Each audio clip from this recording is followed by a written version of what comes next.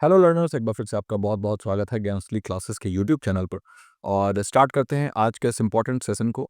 तो डीआई के बहुत सारे सेशंस हमने कर कर लिए हैं और अब हम वापस से अपने प्रीवियस ईयर क्वेश्चंस जो मिक्स्ड फॉर्म में होंगे, अलग अलग यूनिट्स के क्वेश्चन होंगे, यूनिट अलग अलग होंगे और पेपर 1 का आपका क्वेश्चन होगा और प्रीवियस ईयर क्वेश्चन होंगे, इनको हम सॉल्व करने वाले हैं। स्टार्ट करते हैं बिना किसी देरी के। आज है 16 नवंबर 2025 और एग्जामिनेशन आपका बहुत नज़दीक है। तो मैं आशा करता हूँ कि आपकी तैयारी अच्छे से चल रही होगी। इन क्वेश्चंस से आपको कॉन्फिडेंस मिलेगा in your examination. So let's get started.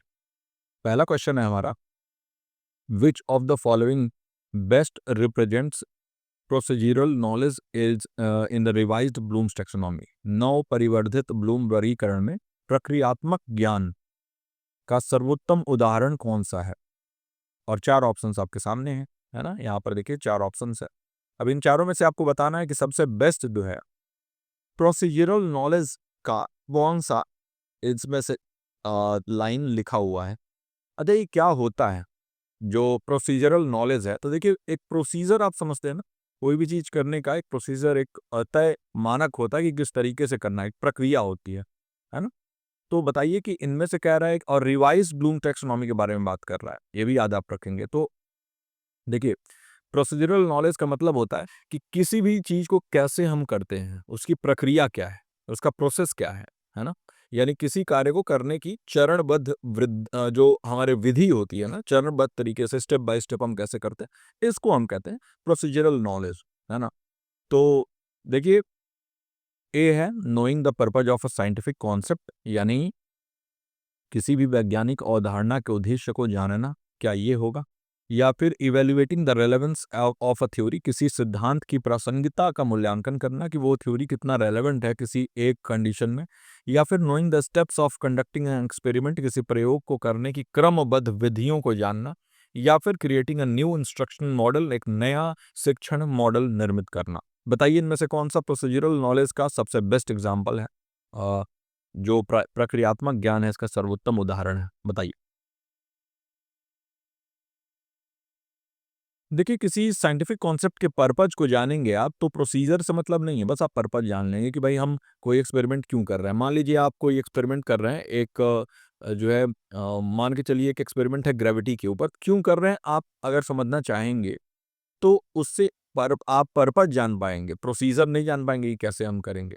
कोई थ्योरी क्यों रेलेवेंट है, क्यों जरूरी है, कोई थ्योरी किस कंडीशन में उसका इस्तेमाल हो सकता है, ये आप प्रोसीजर नहीं जान सकते, बल्कि इससे भी आप रेलेवेंसी जानेंगे। लेकिन अगर कोई एक्सपेरिमेंट करने के स्टेप्स आप समझ लेते हैं ना, तो यानी आप प्रक्रिया समझ लेते हैं, प्रोसेस समझ लेते हैं, है ना। तो सी ऑप्शन इसका करेक्ट आंसर हो जाएगा इस पर्टिकुलर क्वेश्चन का। सी ऑप्शन सही उत्तर हो जाएगा, है ना। आई होप कि आपने किया होगा। वीडियो को लाइक कर दीजिए अगर आपको ये सेशंस अच्छे लग रहे हैं, काइंडली अभी लाइक करिए। देखिए, लाइक करने में आपका बहुत कुछ जाता नहीं है ना। सिंपल है, आप लाइक कर देंगे तो इस वीडियो को यूट्यूब और लोगों तक पहुंचाएगा, जिससे हमारी ये छोटी सी कम्युनिटी और बड़ी बनती है और हमें भी मोटिवेशन मिलता है ना। स्टार्ट करते हैं दूसरा क्वेश्चन।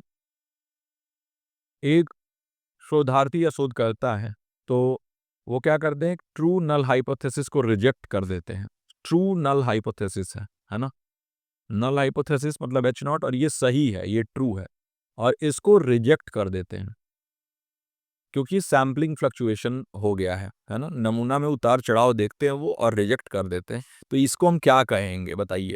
अ, दो तीन चीजें होती है ना। देखिए, एक होता है टाइप 1 एरर, एक होता है टाइप 2 एरर, एक होता है लेवल ऑफ सिग्निफिकेंस और एक होता है स्टैटिस्टिकल पावर। अगर आप बैच में होंगे तो level of significance, statistical power, ये सब मैं आपको समझा चुका हूँ।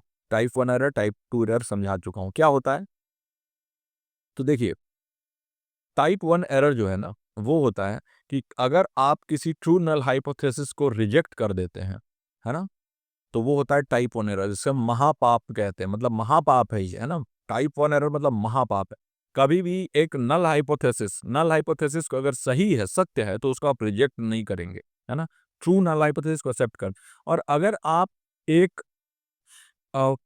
फॉल्स हाइपोथेसिस को एक्सेप्ट कर लेते हैं, भाई अगर नल हाइपोथेसिस फॉल्स हो गया और उसको एक्सेप्ट कर लेते हैं, तो वो हो गया टाइप 2 एरर। तो ये rejecting a true null hypothesis, इसलिए ये हो जाएगा आपका टाइप 1 एरर, प्रकार 1 की त्रुटि है ये, और यही इसका सही उत्तर हो जाएगा, है ना। तीसरे क्वेश्चन पे चलते हैं। विच of the following technologies primarily uses packet switching. बहुत अच्छे अच्छे प्रश्न आज लेके आया हूँ आप लोग के लिए। ये आपका आईसीटी का क्वेश्चन है। कह रहा है कि निम्नलिखित में से कौन सी तकनीक मुख्यतः पैकेट स्विचिंग का उपयोग करती है। पैकेट स्विचिंग क्या होता है? पहला है circuit circuit based telephone network, परिपथ आधारित दूरभाष संयंत्र। दूसरा है ट्रेडिशनल टेलीविजन ब्रॉडकास्टिंग, जो पारंपरिक दूरदर्शन प्रसारण होता था वो। या फिर इंटरनेट डेटा कम्युनिकेशन, इंटरनेट दत्तांश संचार, या फिर एफएम रेडियो ट्रांसमिशन। बताइए इनमें से कौन सा पैकेट स्विचिंग करता है। देखिए बहुत ही आसान है। जब भी हम इंटरनेट का इस्तेमाल करते हैं ना, तो वहाँ पर जो डेटा होता है वो पैकेट्स में आता है, पैकेट में, और वो पैकेट स्विच होता है। तो हम इंटरनेट में इसको देखते हैं, है ना। आप अगर कभी इंटरनेट के सेटिंग में जाएंगे ना, तो वहाँ पर ये दिखेगा भी आपको, पैकेट डेटा। तो इंटरनेट डेटा कम्युनिकेशन में पैकेट स्विचिंग होता है, बाकी इन सभी में नहीं। तो इसलिए सी ऑप्शन इसका सही उत्तर हो जाएगा। पैकेट स्विचिंग जो है क्या कहलाता है कि भाई अलग अलग जो है पैकेट्स में स्विच होके, अलग अलग पैकेट्स में विभाजित होके, और अलग अलग मार्गों से संचारित होता है, ताकि जल्दी डेटा जो है वो उसका प्रसारण हो या डेटा पहुंचे। तो इसके लिए अलग अलग रूट्स पकड़ता है, और उसी को हम कहते हैं पैकेट स्विचिंग, है ना। चौथे क्वेश्चन पे, यदि सभी तर्क शुद्ध चिंतक समालोचक पर्यवेक्षक हैं और कुछ शिक्षक तर्क शुद्ध चिंतक हैं, तो कौन सा निष्कर्ष वैध है? If all rational thinkers are critical observers and some teachers are rational thinkers, then which conclusion is valid? कौन सा कंक्लूजन इनमें से वैलिड है? पहला है all teachers are critical observers, सभी शिक्षक समालोचक पर्यवेक्षक हैं। दूसरा है some teachers are critical observers, कुछ शिक्षक समालोचक पर्यवेक्षक हैं। तीसरा है no teacher is a critical observer, कोई भी शिक्षक समालोचक पर्यवेक्षक नहीं है। या फिर चौथा है conclusion can not be drawn, इससे कोई निष्कर्ष नहीं निकाला जा सकता। तो बताइए इन चारों में से कौन सा सही होगा? If all rational thinkers are critical observers and some teachers are rational thinkers, which conclusion is valid? बताइए। देखिए लॉजिकल रीजनिंग का आपका क्वेश्चन है। देखिए ये पहला सबसे पहले कह रहा है कि सम टीचर्स, कुछ शिक्षक जो हैं वो क्या हैं? रैशनल थिंकर्स हैं। रैशनल थिंकर कौन होता है? जो सब कुछ में बैलेंस करके सोचे, सिर्फ एक तरफा ना सोचे, सारी चीजों को बैलेंस करके सोचे। तो कुछ टीचर्स वो रैशनल थिंकर्स हैं। ऑल रैशनल थिंकर्स, सभी रैशनल थिंकर्स जो है ना, सभी रैशनल थिंकर्स क्रिटिकल ऑब्जर्वर्स हैं। ये कैसे हमें पता चला क्रिटिकल ऑब्जर्वर्स हैं? देखिए लिखा है ना, if all rational thinkers are critical observers, और सम टीचर्स जो है वो रैशनल थिंकर्स हैं, तो उसको हमने लिख दिया, इसको भी हमने लिख दिया। अब हमारे पास क्या है, हमें निकालना है। तो क्या होगा? ये होगा कि some teachers are critical observers. Of course अगर ए जो है वो बी है और बी जो है वो सी है, तो ए भी तो सी होगा ना, वही हुआ है यहाँ पर। तो hence some teachers are critical observers, है ना। तो ये हो गया आपका बी ऑप्शन सही हो जाएगा। Some teachers are critical observers, कुछ शिक्षक समालोचक पर्यवेक्षक, है ना। आई होप कि आपने ये वाला भी क्वेश्चन सही कर दिया। अब हमारे पास हायर एजुकेशन का क्वेश्चन है।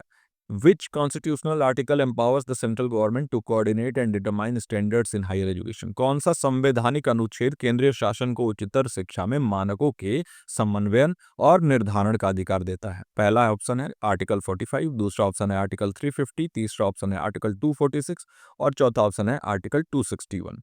कौन सा सही उत्तर होगा? बताइए इनमें से कौन सा आर्टिकल है जो सेंट्रल गवर्नमेंट को पावर देता है हायर एजुकेशन कोऑर्डिनेट और स्टैंडर्ड डिटरमाइन करने के लिए? तो वो है आर्टिकल 246, अनुच्छेद 246। ये क्या है? ये जो है ना समवर्ती सूची में आता है, लिस्ट 3 जिसे हम कहते हैं, समवर्ती सूची। इसके माध्यम से केंद्रीय शासन शिक्षा के मानक निर्धारण में सक्षम है, केंद्र को भी वो पावर दिया गया है, इसलिए ये इसका सही उत्तर हो जाएगा। राज्य के पास भी पावर होता है और केंद्र के पास भी होता है इस चीज के लिए। अब हमारे पास जो है छठा क्वेश्चन है डीआई का। ये कह रहा है कि अगर पॉजिटिवली स्क्यूड डिस्ट्रीब्यूशन है, तो इनमें से कौन सा रिलेशनशिप करेक्ट है? इन अ पॉजिटिवली स्क्यूड डिस्ट्रीब्यूशन, धनात्मक वक्रता वाले वितरण में कौन सा संबंधी सही है? पॉजिटिवली स्क्यूड जब होता है तो क्या mode is greater than median is greater than mean होगा, या फिर mean is greater than median is greater than mode, या फिर mean is greater than mode is greater than median, या फिर तीनों बराबर होंगे। देखिए पॉजिटिवली स्क्यू कह रहा है ना, तो यानी कि ये पॉजिटिव तरफ इसका झुकाव होगा। पॉजिटिवली स्क्यू का मतलब होता है कि जो टेल होगा ना वो राइट के तरफ होगा। जब हम ग्राफ बनाते हैं ये वाला, तो जो टेल होता है ना वो राइट के तरफ झुका रहेगा, तो इसको हम कहते हैं पॉजिटिव। तो मतलब टुवर्ड्स द राइट, है ना, मीन्स टुवर्ड्स द राइट। और राइट की तरफ जब होता है तो क्या होता है, मीन जो है ना वो बड़ा होता है मीडियन से, और मीडियन बड़ा होता है मोड से। तो यानी कि mean is greater than median is greater than mode हमें बी में दिख रहा है, और ये इसका सही उत्तर होगा कि भाई औसत जो है वो माध्यिका से बड़ा होगा और माध्यिका बहुलक से बड़ा होगा, है ना। तो ये इसका सही उत्तर हो जाएगा। आई होप कि ये क्वेश्चन भी आपका सही हुआ हो। काफ़ी तेजी में आगे बढ़ रहे हैं हम, क्योंकि ये क्वेश्चंस जो है ना अब आपको प्रैक्टिस करना होगा जल्दी जल्दी क्वेश्चन करने का।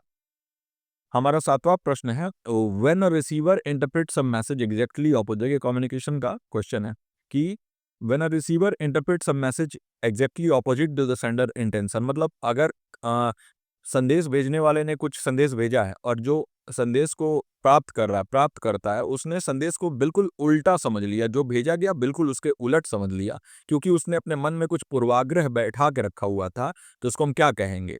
पहला है अर्थगत अवरोध, सिमेंटिक नॉइज, या फिर साइकोलॉजिकल नॉइज, चैनल नॉइज, या मैकेनिकल नॉइज। तो जो सिंपल है इसको हम साइकोलॉजिकल नॉइज कहेंगे, है ना। मानसिक अवरोध है। अपने मन में मैं अगर पहले से बैठा के रखा हूं कि यार उस आदमी से मुझे नहीं पढ़ना है, वो बहुत खराब पढ़ाता है, उस टीचर से, उस शिक्षक से मुझे नहीं पढ़ना है, उसके पढ़ाने नहीं आता है, वो कितना भी अच्छा पढ़ा ले, अगर मेरे मन में बैठा हुआ है मुझे नहीं समझ में आएगा। ये क्या है? ये साइकोलॉजिकल नॉइज है, हमारा मानसिक अवरोध है ना। यही होगा। तो जब हमारे प्री कॉन्सेप्ट बिलीफ होते हैं ना, तो साइकोलॉजिकल फिल्टर्स हमारे मन में बैठ जाते हैं, जिससे कि मैसेज डिस्टॉर्ट होकर हम जो समझाना चाह रहा है वो समझेंगे ही नहीं, और इससे फिर साइकोलॉजिकल नॉइज के जरिए मैसेज गलत तरीके से उसकी व्याख्यान हो जाएगी। अब 8वां क्वेश्चन है, which of the following pollutants is mainly responsible for the formation of photochemical smog. प्रकाश, रासायनिक धुंध, फोटोकेमिकल स्मॉग के निर्माण के लिए मुख्यतः कौन सा प्रदूषक उत्तरदायी है? पहला है सल्फर डाइऑक्साइड, दूसरा है नाइट्रोजन ऑक्साइड, तीसरा है कार्बन मोनोऑक्साइड, और चौथा है मीथेन।